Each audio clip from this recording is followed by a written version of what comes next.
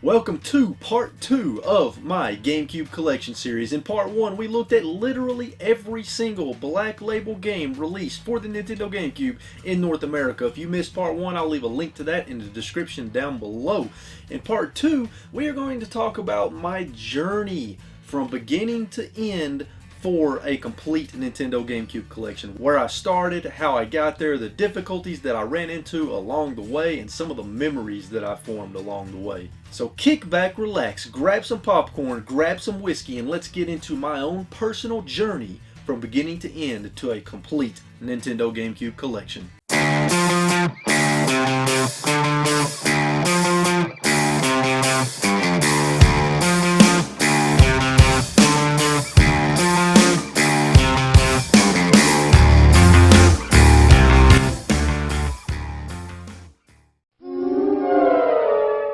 Now, I want to start things off at the very beginning, and to do that, I have to take you back to when I was in my mother's womb.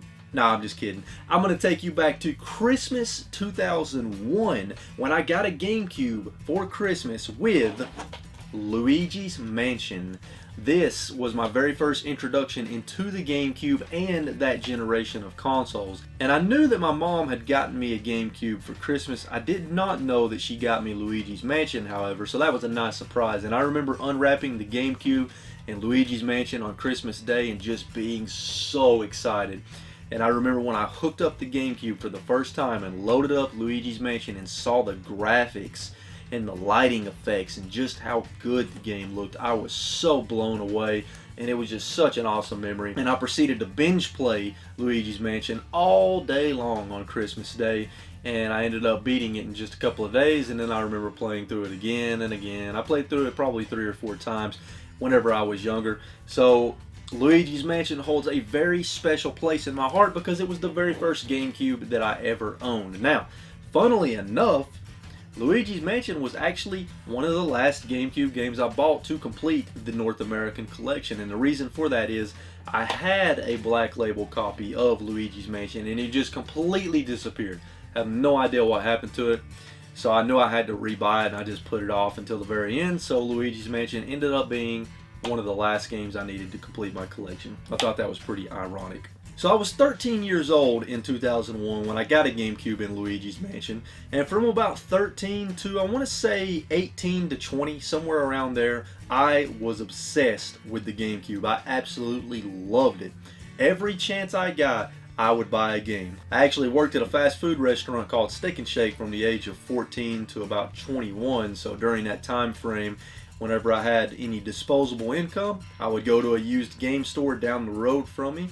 Sadly, the game store closed down, but I would go to this used game store about once every 2 weeks when I got paid, and I would look for GameCube games, used GameCube games, and I would buy them. Sometimes I would go to EB Games. At the time, it was EB Games. I would go to EB Games and buy used GameCube games. So every chance I got, I would go and buy some used games to beef up my collection. And in the end, I had a GameCube collection of somewhere around 60 to 70 games. It was actually a pretty decent collection. And this stack of games you're seeing here, these were all games that I had in my collection, and I also had several others that I'll mention here in just a little bit. And this stack of games here, these are the games that I have the best memories with, the games that I spent the most time playing, and I'm just going to run through these real quick. Spongebob Squarepants Battle for Bikini Bottom, amazing 3D platformer, underrated hidden gem on the GameCube in my opinion. Then we've got Animal Crossing. I put countless hours into Animal Crossing. I played this version of Animal Crossing more than any other version that has ever been released. Beyond Good and Evil, one of my favorite games of all time. Such an epic and fantastic game with a great story and great gameplay. Eternal Darkness is one of the most unique survival horror games ever made in my opinion. Fantastic game. Freedom Fighters is a third-person shooter that I had a lot of fun with and still do to this day. Gun. This was, at the time, this game blew me away because it was an open world western game, and that is just awesome, and it still is. Ikaruga, I was obsessed with beating this game, and I played this game for hours trying to master it. Metroid Prime 1 and 2. When Metroid Prime came out, this game blew me away, and it's to this day one of my favorite games of all time. Metal Gear Solid: The Twin Snakes was the first Metal Gear Solid game I ever played, and it's the only Metal Gear Solid game outside of the Game Boy game that I've actually beat. Mario Kart Double Dash to this day remains one of my favorite Mario Kart games of all time. Killer 7 is one of the most unique, strange, and original games I've ever played. Prince of Persia and Prince of Persia The Warrior Within. Love both of these games, especially the second game, because the combat system to me was just so much better than the first game. It was dark, it was brooding, and it had Godsmack music in it. What's not to love? Pool Paradise. I actually really enjoyed this game playing Pool on the GameCube. Paper Mario and the Thousand Year Door, in my opinion, is one of the best RPG games ever made, and certainly the best Paper Mario game ever made. So I've never been into sports games, but I do like arcade sports games, and NHL Hits 2002 and NBA Street, I got addicted to both of these games, and I was also very good at both of these games. Star Fox Adventures, I don't care what anybody says, I think this is a good game and I really enjoyed it. Resident Evil 4 to this day remains one of my all-time favorite games, hands down. I've probably beat this game 20 times on the GameCube and the Wii, and I just love it so much. Spartan Total Warrior is a fantastic game that I highly recommend everybody check out on the Xbox, PS2, or the GameCube. Sphinx and the Cursed Mummy is a Zelda-like 3D adventure game, and it is so good. And it was actually re-released on the Switch, so if you want to check it out, pick it up on the Switch. Ty the Tasmanian Tiger. I was really into 3D platformers back in those days, and I remember this one being a lot of fun. 13 is a cel-shaded comic book style first-person shooter, and it was a lot of fun and still is, and they're actually remaking this game. It's supposed to come out this year, I believe. Can't wait for that. Beautiful Joe. This is a hard game, 2D action game that requires really good reflexes. The Incredible Hulk Ultimate Destruction. This, in my opinion, is the greatest Hulk game ever made. It's basically Hulk GTA. Tales of Symphonia is another one of my favorite games of all time, and certainly one of my favorite RPG games of all time. I don't really have to say anything here. Super Smash Bros. Melee, The Legend of Zelda Wind Waker, and The Legend of Zelda Twilight Princess. 3 of my favorite GameCube games. I absolutely loved the Splinter Cell series, and I played through all the Splinter Cell games on the GameCube multiple times. And Time Splitters 2 is one of my favorite first-person shooters on the GameCube. Absolute insanity. It's so much fun, especially co-op and multiplayer. And of course, we've already talked about Luigi's Mansion, one of my first GameCube games. Holds a very special place in my heart. Out of all of these games, if you told me today that I could only keep one game in my entire GameCube collection, and I had to sell all the rest, it might surprise you to know that Soul Calibur 2 is the game that I would pick. And not just because it's a fantastic fighting game that you can play as Link in, but the memories that I have of this game make it more special to me than any game in my collection. Unfortunately, my brother died in 2008, and me and him played a lot of video games together. I would go over to his house after work at Steak and Shake, and we would stay up till 2 or 3 in the morning playing games. And this is the game that I have the best memories of playing with him. We played so many hours of Soul Calibur 2, and we got really good at the game. So because of those memories, this game is definitely the most cherished game in my collection. Even though it's not really worth anything and it's a common game, it's the memories with this game that make it very special to me.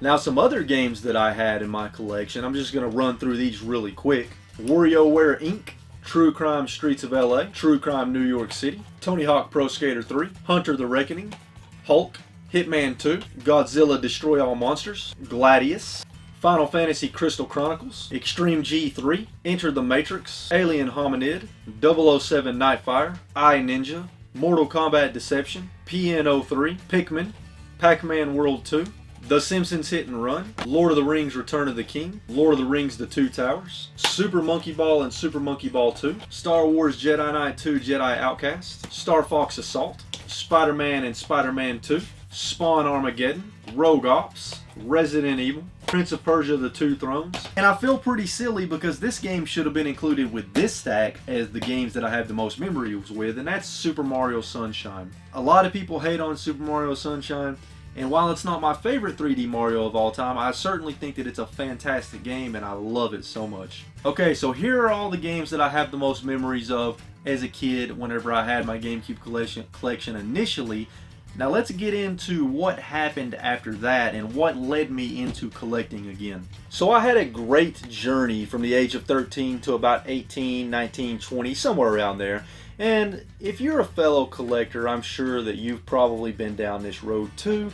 As a kid, as a teenager, I was stupid and I ended up selling off all of my GameCube games and giving some of them away. I think I gave some of them away to my nephew / editor, as a matter of fact. And I later, of course, lived to regret that, but you can't dwell on the past. So yeah, I ended up getting rid of my entire GameCube collection, and looking back on old pictures of my collection that I could find, it's kind of sad to think about that, especially knowing that I got rid of my copy, my original copy of Soul Calibur 2 that I had so many great memories with my brother.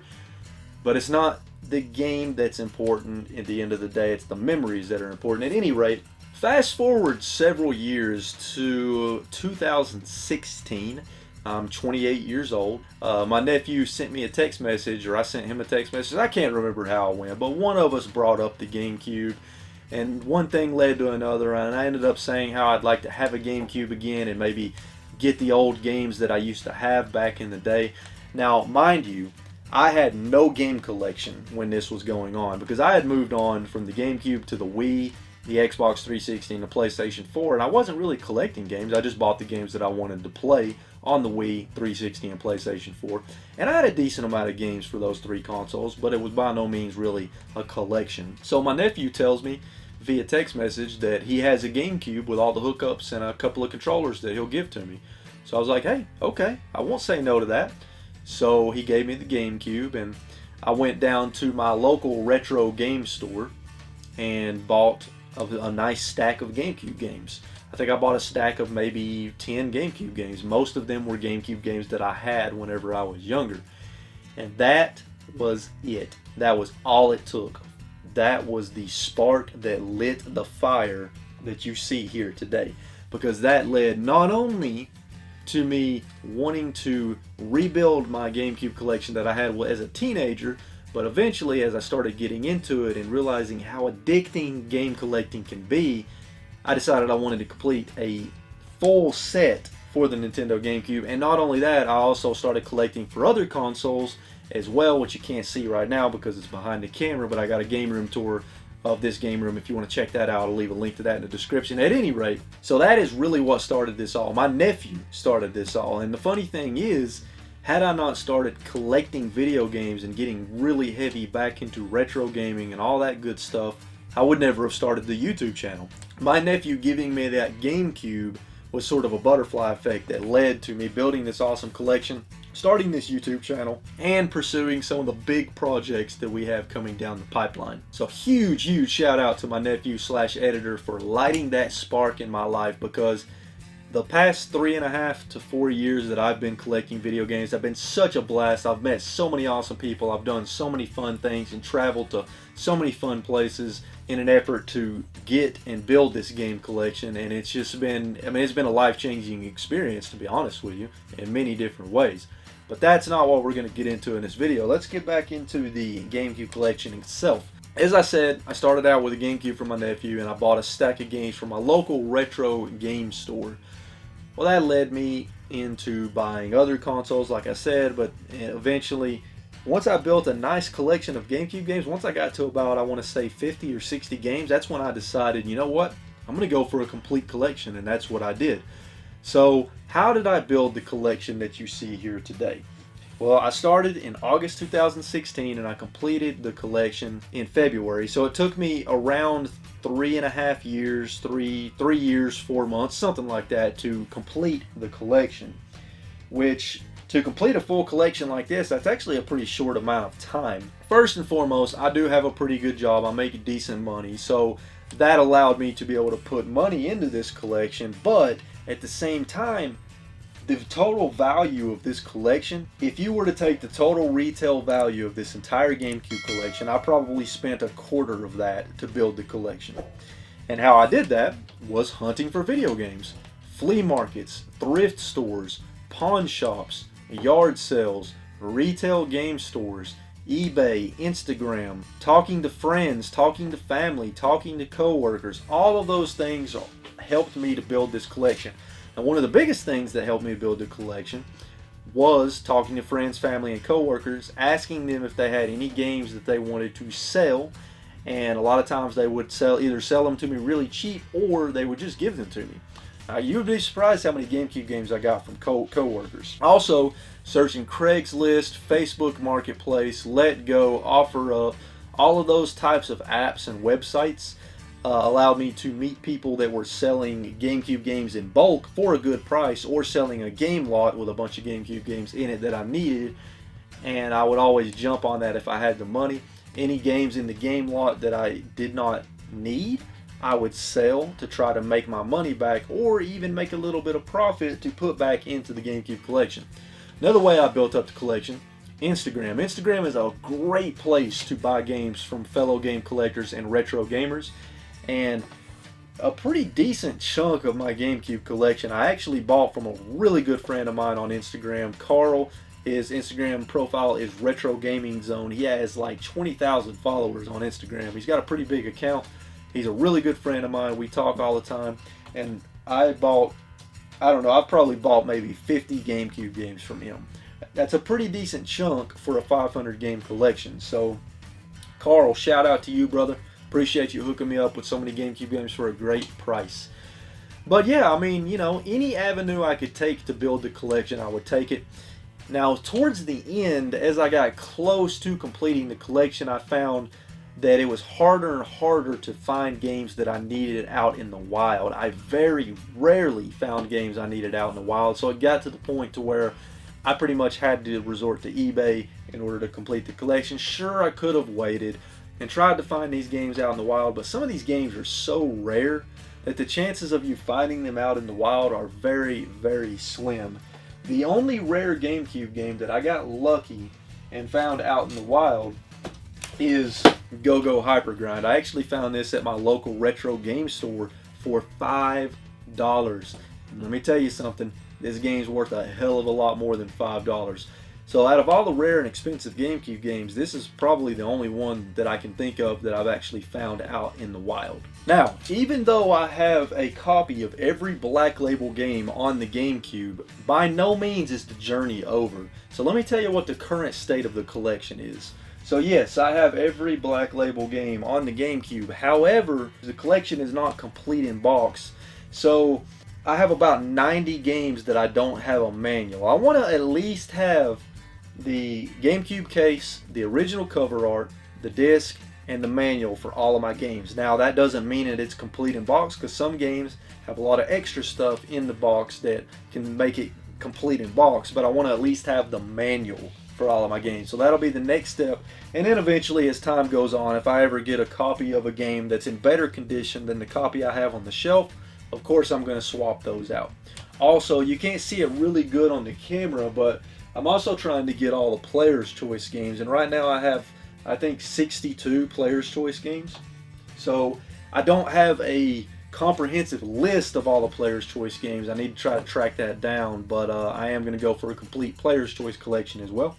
And I'm also going to try to collect all the variants, special editions, combo packs, and then eventually I'll start getting into collecting controllers, accessories, collecting all the different GameCube variations complete in box. And one of my holy grail items is the Panasonic Q GameCube. I definitely want to get my hands on that. Ideally, I'd like to get that complete in box and have a copy that works really good of that particular console. So, not to get too long-winded here, basically what I'm trying to say is the journey is not over. I still have a lot to do for the collection to be exactly where I want it, and I'm going to continue to chip away with it until eventually I'm at a point to where I can one day say, okay, I'm satisfied with this GameCube collection, and I could actually have a GameCube museum if I wanted to, or something like that. So that, in a nutshell, is basically my journey with the Nintendo GameCube from beginning to end. Of course, I could have gone in a lot more detail about it and gone into a lot more memories, but there's only so much time in a video. But this is definitely one of the biggest highlights for me personally as a video game collector. And right now, this is the only console that I have a full set of. So there's definitely other consoles I'm going to go for. But for now, I'm very happy to have a full North American set for the Nintendo GameCube. So thank you so much for tuning in to part 2 of my GameCube collection series, where we talk about the journey. In part 3, we are going to talk about all the other stuff in the collection, the player's choice games, the special editions, the combo packs, you know, accessories, controllers, any weird thing that I have as part of my GameCube collection. We're going to talk about that in part 3. So make sure you stay tuned for that. And if you enjoyed this video, please be sure and hit that like button. Let me know in the comments down below if you have any questions about the GameCube, the games, the collection. If you have anything at all you want to ask about this video or the GameCube set, throw those in the comments down below.